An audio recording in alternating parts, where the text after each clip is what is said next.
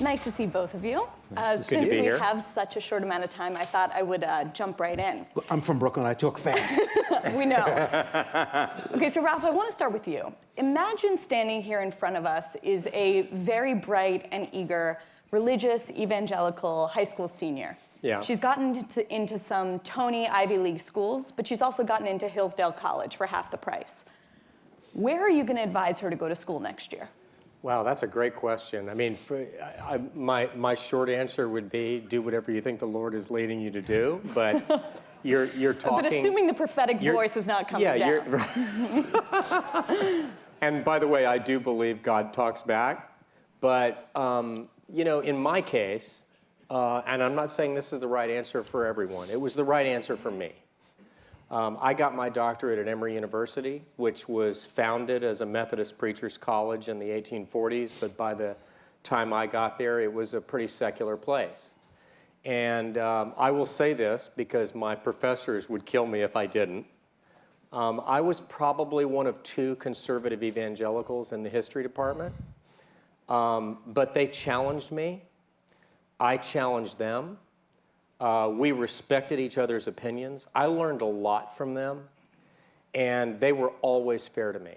And I think it was critical to me being able to do what I did later because it exposed me to the viewpoints of other people, and I saw that both their grievances and their aspirations were legitimate, and that even though I ended up in a very different place, I was better for the dialogue. So what I said to my children as they were growing up is I said, go somewhere where you're going to be challenged. Don't go somewhere where your existing views are just going to be reinforced. And that led, incidentally, to one of my children, I won't say which one, being called up by one of their professors and told at the end of a class after everyone else had left, so you're the one who's the spawn of Satan. Is that right? Oh my God. Wow. Yeah. How did she respond, or he? Well, I think by the time you get to that point, you know, It's over. you're used to it. Right. But I think that it's unfortunate that not every professor and not every university campus is as tolerant and supportive as the experience that I had in the Emory History Department. But a university fulfilling its mission and doing its job will make room for these young people coming from a religious standpoint and welcome them. So Dersh, same question for you, but Jewish, Zionist, YU, Yeshiva University, or Harvard? Well, where are you telling them to go? interesting. I went to Brooklyn College, and then I taught at Harvard 50 years. The difference is at Brooklyn College, every student sat at the edge of their seat. At Harvard, the students sit like this. Teach us, teach us. At Brooklyn Colleges, we're here to learn. Because if we don't learn and we don't make a career, we're selling shoes in Brownsville. And so there is a lot to be said for going to I went to free school. But I would recommend going to Harvard, but you have to prepare her or him for Harvard. You have to explain that there's going to be a double standard, that she's going to be accused of hate speech if she says that she believes that a fetus is a human being with a soul. She's going to be charged with hate speech if she said the Bible says marriage is between one man and one woman. By the way, the Bible says marriage is between one woman and one man and 4 women. But Okay, we're not going to get topic for another panel. We are not getting into that today. I would say That's the Old, Alan, that's the Old Testament, not the New Testament. That's my testament. That's ours. I'm sticking to that testament. The New Testament is very clear. It's the husband of one wife, by the way. And so I would tell her to go to Harvard and grit her teeth and be prepared to fight back and understand that every day is going to be a challenge. Okay, well, that takes me naturally into a question, I guess a sort of meta question about this panel. When I told some people that this was the subject of it, they sort of looked at me incredulously, like, are Christians and Jews actually the marginalized people on campus?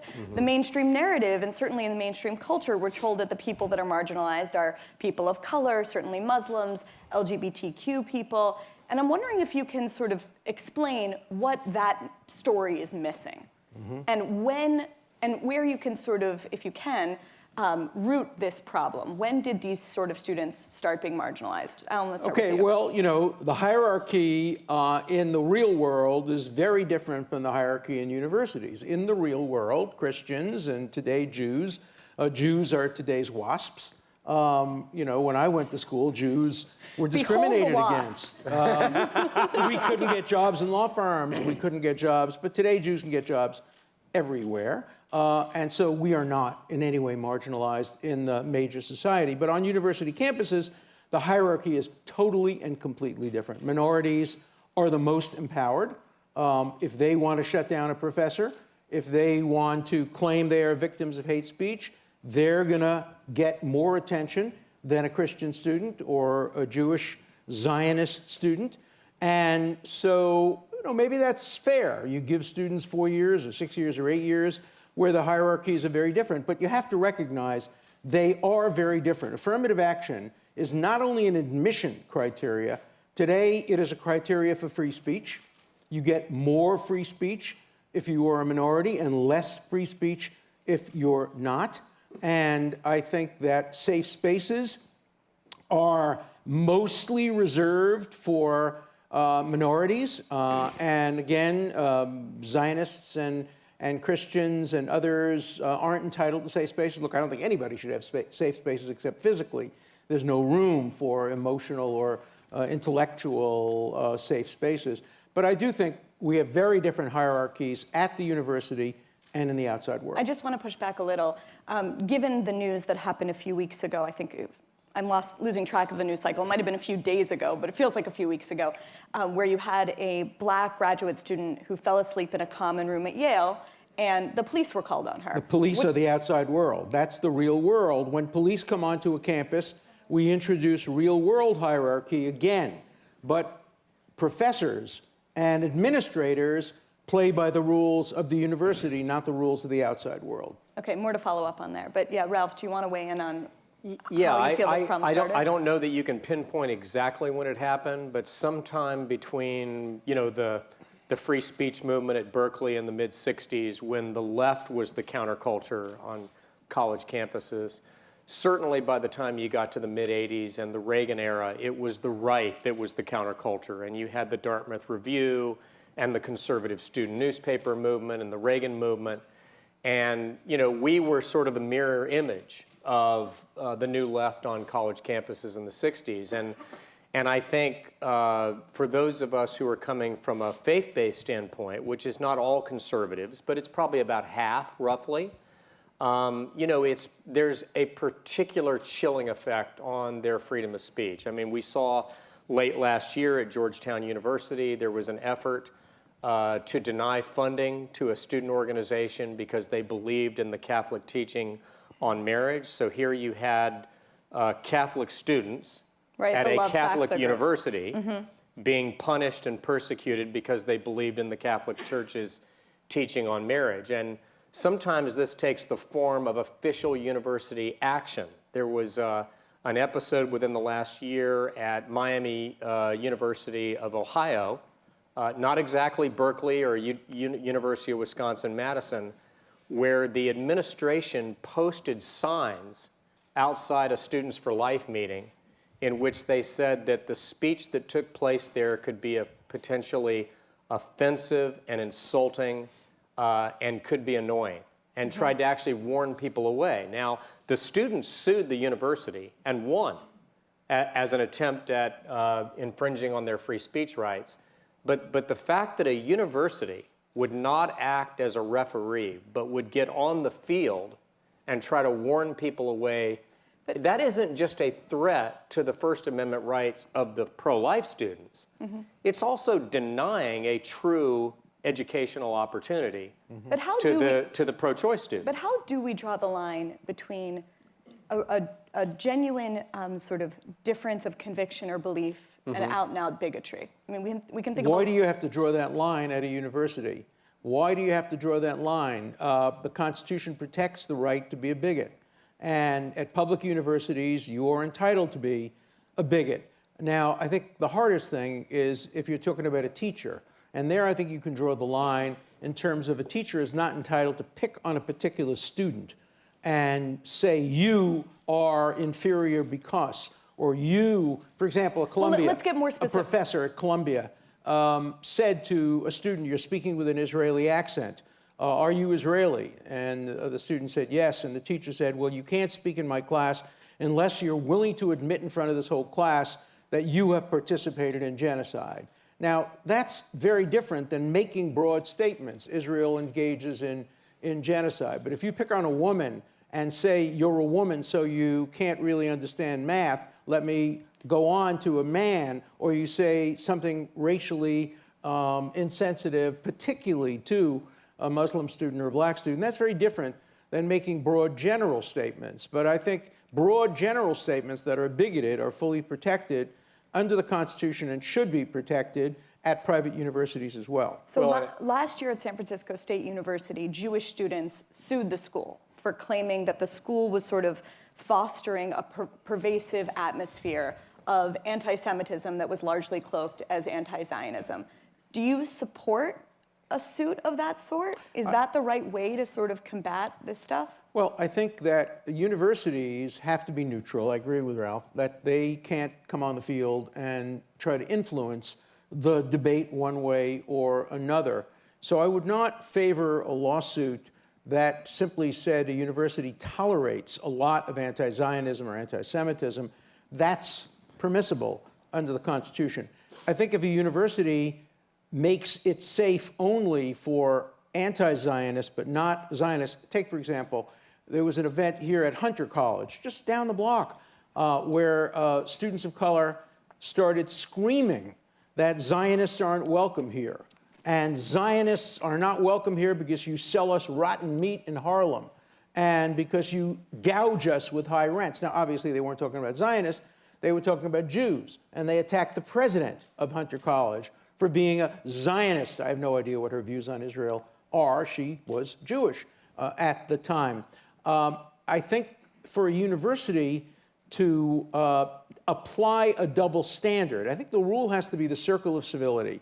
Whatever the standard is for right-wing hate speech must be the standard for left-wing hate speech. You cannot have affirmative action based on color, based on ideology when it comes to speech. My preference is everything goes. But if you're going to have restrictions based on bigotry, the restrictions have to be exactly symmetrical and equal on all sides. Yeah, I would say that to the greatest extent possible, on a college or university campus, we should allow the Constitution to be our blueprint. And there's an extensive body of jurisprudence governing First Amendment right to freedom of speech. You can't yell fire in a crowded theater. You can't be involved and engage in speech that's deliberately designed to incite violence or bodily harm on other people. But beyond that, if we expect the young people who are the charges of our institutions of higher learning to become the kinds of citizens that we want them to be in the broader society, then we need to teach them how to exercise those muscles of free speech and tolerance for opposing, even, by the way, highly objectionable views within the somewhat artificial environment that is the college or university. But so, I think, in general, I believe that, in the absence of something that's infringing upon somebody else's right, let all comers speak. The second thing that I'd point out is I'm not a big fan of these organizations receiving funding from student fees in order to bring speakers or something like that. I think they ought to get rid of those student fee structures, let somebody go out and raise money from alumni or anything else and bring speakers in, because in the case of conservative speakers or conservative or pro-life or socially conservative or Christian organizations, this is the thing that causes a big sticking point. A student will object to bringing a pro-life or conservative speaker because their fees paid for it, but nobody objects to a liberal speaker. So I think they ought to get rid of that. So you're saying Berkeley should, Ben Shapiro wants to go speak at Berkeley. It's going to cost $600,000 for his security. Who are you saying should pay that fee? Well, under the existing law, the university pays for that security. Yeah, and they can't restrict on an unequitable basis based on the security needs to provide for a speaker. Let me give you two real examples that affected me personally. Sure. And that is Brooklyn College, which I graduated from, and I was in the political science department. I would consider myself one of the more distinguished graduates of the political science department of Brooklyn College, refused to sponsor a talk by me opposing boycott, divestment, and sanctions against Israel. The department itself, as a department, sponsored pro-BDS speakers. That is, they put their imprimatur behind the boycott, divestment, sanction movement. And when students asked the same department, I wasn't charging a fee, I was going to pay my own $2 to get to the Brooklyn College.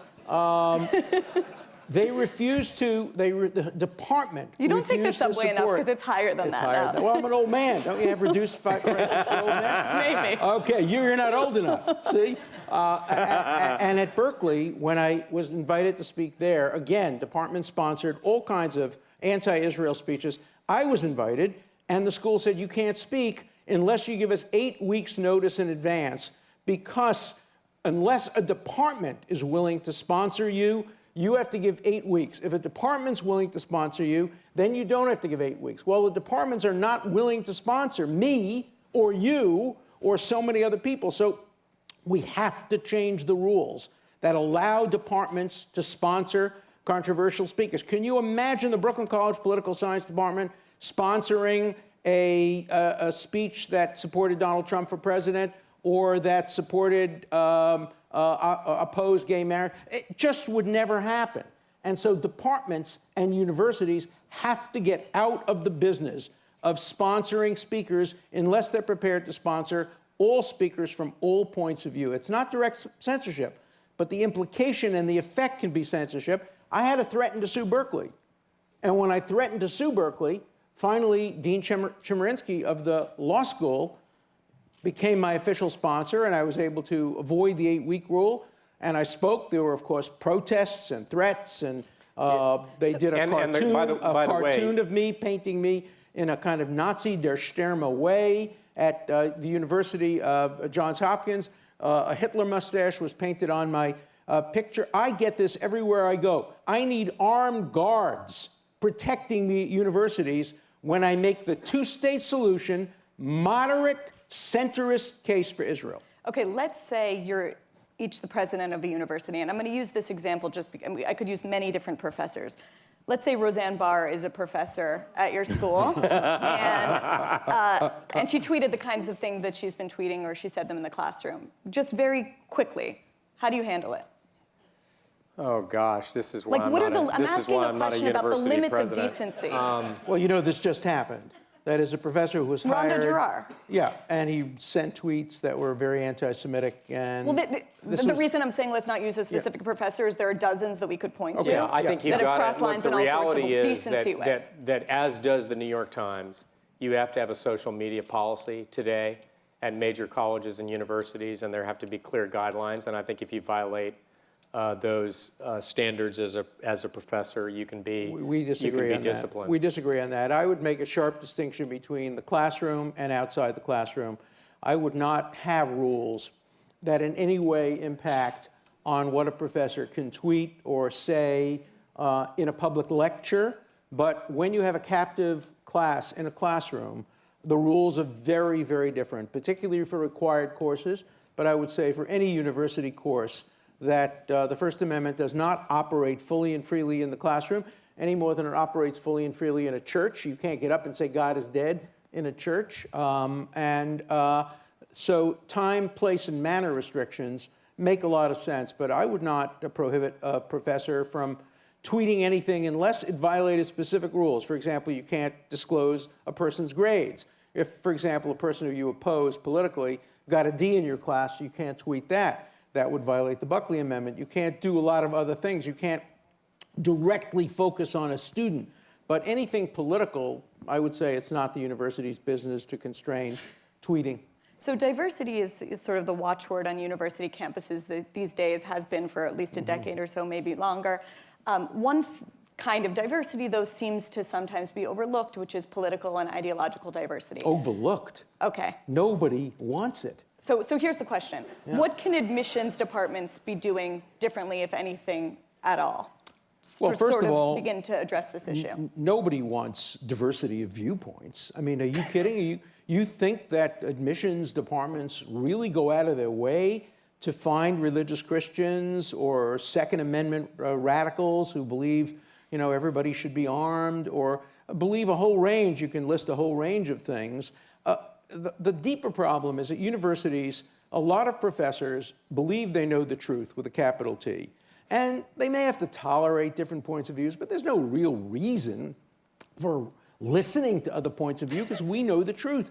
We know that liberals, people on the left, are a lot smarter than people on the right. So why do we have to listen to people on the right? One of the greatest things that happened in my teaching career was when the Federalist Society was established at Harvard Law School, and conservatives began to have a real voice.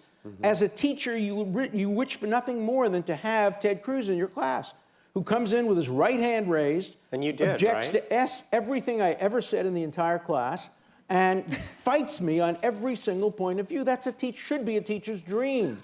But university admissions departments don't focus on academic or intellectual diversity. They focus on diversity based on race and gender and maybe sexual orientation. Those are all important and good things to do. We want all kinds of diversity. But we surely want intellectual diversity on a university campus. We're not getting it. I would say Also, that as long I'm as welcoming questions, as long which as you're should be not, coming up as on the long screen. as you're not compromising academic standards, and I don't think you would need to. I think we have reached a point in the academy where, I don't want to say affirmative action, but let's say affirmative efforts to include more folks of conservative and religious viewpoints, and by the way, not just in admissions, but in hiring. Because I do think that the fact that you could go through an entire 4-year program and not have a professor who is an evangelical Christian or a faithful Catholic or a conservative or an observant Jew is troubling, because the combined totals of those three constituencies in the population you're getting ready to enter is going to be somewhere between 35 and 40% of the country. Just a wonderful anecdote. Stephen Jay Gould, who was my dearest friend, we taught together for many years, a course called Thinking About Thinking, which shook up everybody's views on everything, came to me one day and said, I have a real problem. We have 10 applicants for the PhD program. The #1 applicant in terms of academics and published is a believer in creationism. And this is a department of earth sciences and looking at how old the Earth is, and he believes the Earth is 5,700 whatever years old. And do we admit him? And I said, of course you admit him. The guy's qualified. He will add to the discussion. You will have an opportunity to rebut him, and he was admitted and did very, very well. I'm sure he did. Yeah. I'd be remiss being on stage. I'd be remiss being on stage with the two of you who are so involved in political life right now to not ask a little bit about Donald Trump. A lot of Christians, and certainly Christians I know, are supporting Donald Trump because of his Supreme Court pick and for all sorts of policies. Ralph, you're not only one of those Christians, you've actually embraced Trump, calling him a fearless champion for conservative values and a tireless advocate for Christian values. I would love for you to address that, because the Christian values that I understand are ones that don't denigrate the weakest people in the culture, don't objectify women, don't, worship money and celebrity. And I guess, A, I'd like you to address it, but B, completely. what I also hear in that statement, and maybe this is, I don't know, this is sort of what I hear in it, is a sense that you and maybe other Christians have sort of given up on the culture war. That you're sort of saying, there's no point anymore in calling out public vice. We might as well just sort of be coldly politically strategic. That's my most generous read of what you've said, but I'd love for you to address it. Yeah, I don't think that's either a fair or accurate characterization of our views. And if you go back to the 90s, when we were supposed to care about the culture wars and we're supposed to be concerned about what Bill Clinton was doing in his bedroom or in the Oval Office or whatever it was, I wrote a book called Active Faith, in which I said, and I'll just paraphrase for purposes of brevity of time, that I believed that the attacks on Bill Clinton's character and on his flaws as a human being, rather than on his policies, risked doing permanent damage to the office that he occupied. And I said that if Bill Clinton is a sinner, he is no worse and no less than you and I. And while I disagree... Well, I don't know about you. I have never sinned like that. Well, I don't believe that for a second. the Bible teaches that all have sinned and fallen short of the glory of God. But there's a difference. And what I did, and keep in mind, this is while the Paula Jones lawsuit is going on. This is after Jennifer Flowers and multiple other bimbo eruptions. And it was after Troopergate. And I said, I disagree with his policies, but I'm going to keep it about the policies and not attack him personally. But why haven't you done that with Trump? I have. You've called him, I've made it. You just said he's a champion of Christian values. I've talked about his policies.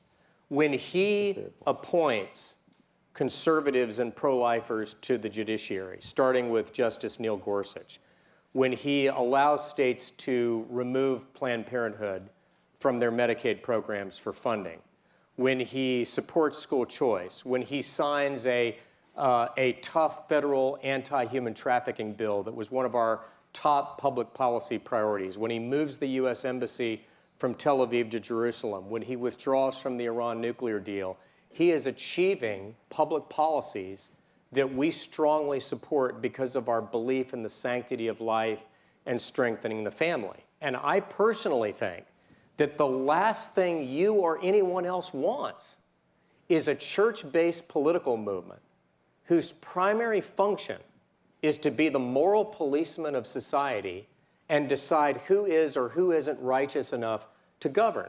We're a public policy organization. We work on public policy.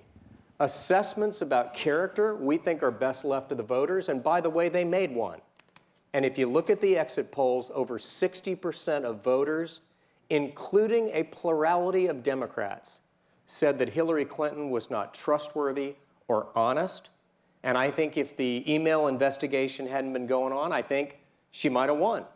But the questions about her character that were raised by that investigation and by other issues, for these folks, tipped the scales to Trump. I see an op-ed in this, and with that, we have to wrap it up. Thank you all so much. I wanted to at least say a testing case, and that is if Trump loses the election for re-election, will the Kennedy School, which always invites losing candidates, invite him to be a visiting scholar? All right, let's see. Thank you all so much. I wouldn't hold your breath. Thank you so much. Yeah, I enjoyed it. You were great. That was great. Alan, enjoyed it. Thank you. Okay, we go this way. Yeah.